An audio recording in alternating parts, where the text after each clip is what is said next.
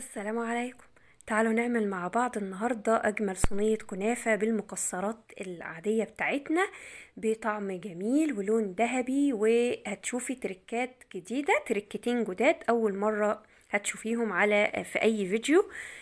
حقيقي يعني هتنقل معاكي الكنافة وهتخليها تعمليها بصباع ايدك الصغير كده. يلا بينا سريعا نشوف الجمال ده بقى اتعمل ازاي. اول حاجة هبدأ بيها الشربات لانه المفترض يكون تقيل وبارد.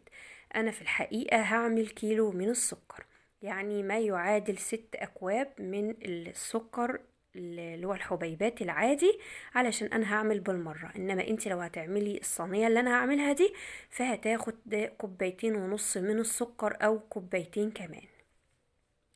هضيف عليهم 3 كوبايات من المية، يفضل المية تكون سخنة يا جماعة او من الكتل علشان خاطر تسرع معايا عملية السوى بتاع السكر. طبعا السكر لازم يستوي، في ناس فاهمة الشربات غلط، مش مجرد ما يقعد معايا ننزله. التركة اللي انا حطيتها معاكم هي معلقة صغيرة من الخل بيفتح لي الشربات، بيحافظ لي عليه انه ما يسكرش، بديل للعسل الجلوكوز وبديل لملح الليمون. وكمان ممكن ما نحطش الليمون العادي، بس طبعا مادام موجود فزيادة ضمان نحط.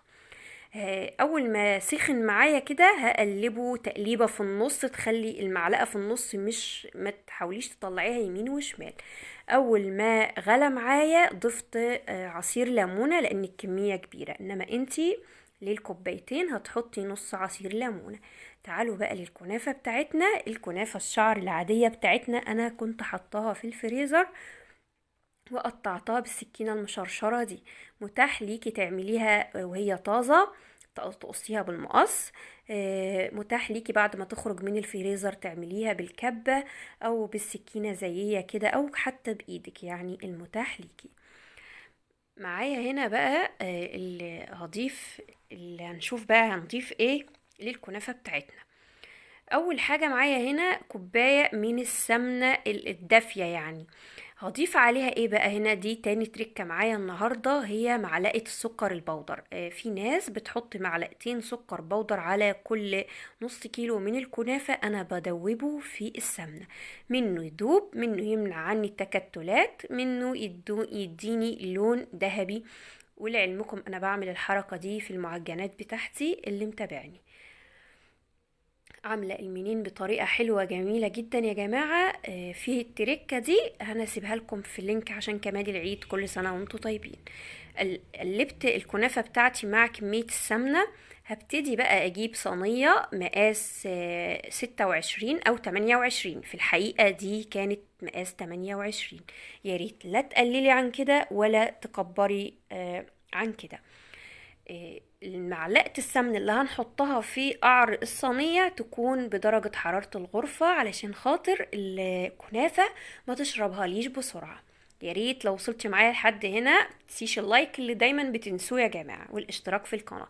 هجيب معايا طبعا هنا كيس وهحط عليه صينية حاجة أصغر من الصينية الأساسية اللي أنا عاملة فيها، علشان أعمل حاجة اسمها أكبس الكنافة. في ممكن انت تعمليها بهرسة البطاطس، ممكن تعمليها بحاجة تقيلة، يعني لو مش عايزة عندك صينية أصغر يعني. والحشوة بتاعتي النهاردة كلاسيكية اللي كلنا بنحبها، حشوة أمهاتنا، في فول سوداني مجروش وزبيب وجوز هند وبلح اللي هو الطري ده يا جماعة، وضفت عليهم معلقتين من السكر. هبتدي بقى هروح عند الديسك بتاعي اللي انا عاملاه من الكنافة ورشرشي بقى وكتري براحتك، حابة تعملي الحشوة يعني اللي هي القشطة الكدابة اوكي، حابة ما تحطيش حاجة خالص ده برضو يرجعلك. وهحط بقى الطبقة التانية من الكنافة برضو، وهعمل معاها نفس الموضوع الاولاني بكيس، برضو نفس الكيس واعملي بيه وبنفس الصينية برضو. ممكن تعملي بطبق عادي. هجيب بقى السمنة سايحة وهحط بيها غلف بيها الوش كله عشان تاخد لون موحد. نص كيلو الكنافة يا جماعة بياخد بالظبط 200 جرام من السمنة او اقل لو انتي ما بتحبيهاش عاملة قوي.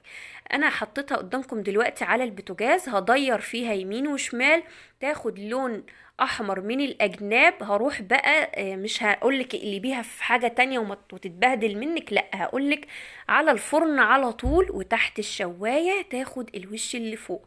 يعني انا استخدامي للفرن شواية فقط. شايفين الشربات بتاعنا ما شاء الله بقى زي الفل اهو، قوامه جميل ولونه فاتح ما شاء الله. اجيب الكنافة بتاعتي وهي سخنة، هبتدي ارشرش عليها الشربات. لو انت بتحبيها طرية، في ناس بتشتكي بتبقى عايزاها طرية، فالشربات هيكون دافي والكنافة سخنة وتغطيها. حباها تكون مقرمشة، فالشربات الكنافة هتكون سخنة والشربات هيكون بارد جدا وتقيل. تمام. بتحبوها طرية قوي بقى خالص كده، يبقى تحطيه شوية لبن بعد ما بتتعمل بشوية سكر وفانيليا كده وترشرشيهم. وانا حبيت اعمل شكل الهلال عليها يعني، فعملتها كده كتزيين يعني. انا عامله وصفات كتيره يا جماعه في القناه تخص الشهر الكريم، وصفات اقتصاديه من غير زيت، وصفات حلويات، وكل سنه